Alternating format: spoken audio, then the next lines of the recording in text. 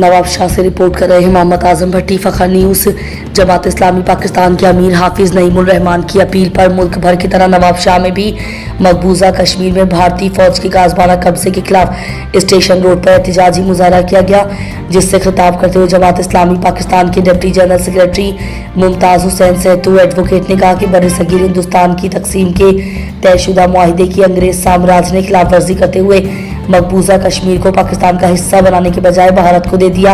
हालांकि ये इलाका सियासी, नजरियाती और जोग्राफियाई एतबार से पाकिस्तान का हिस्सा है। कश्मीरी आज़ादी की जदोजहद कर रहे हैं। उन्होंने 90,000 से ज़ायद कुर्बानियाँ पेश की हैं।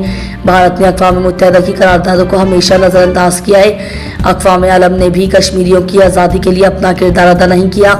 जमात इस्लामी के रहनुमा का कहना था कि अवाम तो यौम सियाह और एहतजाज ही कर सकते हैं, लेकिन हुकूमत पाकिस्तान को कश्मीर की आज़ादी के लिए और वहाँ पर मुजालिम के खिलाफ पूरी दुनिया को हमवार किया जाए। लेकिन IMF के गुलाम हुक्मरानों से ये तवक्का रखना बस है।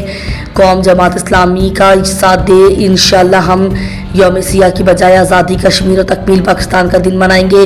मुजाहरे से जमात इस्लामी के नए ज़िले अमीर तारिक जावेद अराई और फैसल हुमायूं ने भी खिताब किया, जबकि मुजाहरे में साबिक ज़िले अमीर सरवर अहमद कुरैशी, सरदार अहमद, ताजिर रहनुमा हाजी मोहम्मद असलम शेख समेत लोगों की बड़ी तादाद मौजूद थी। इस मौके पर शुरका ने कश्मीर की आज़ादी और भारत के मुजालिम के खिलाफ खुतबे और बैनर्स भी उठा रखे थे।